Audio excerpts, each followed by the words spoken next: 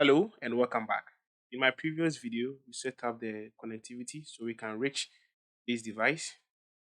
So back on Kali, now the best way to use Ansible, of course, we can use IP addresses, but the best way to use Ansible is to set up a local DNS for every managed node that you're going to connect to. So for the control node, which is our Kali machine right over here, should be able to resolve their names from host names to IP address. Okay, what I'm going to do is that on Kali, I'm going to navigate to cd etc host. Sorry, nano c host. And as you can see, for me, I have these IP to hostname resolutions all configured over here.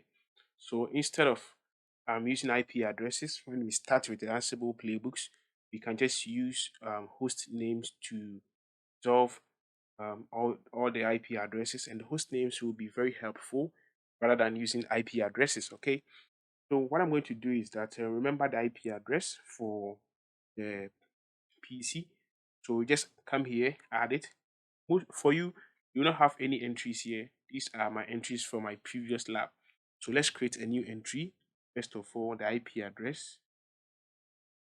You get now type the host name. So I'll type VPC. Now save it. It. So now ping VPC.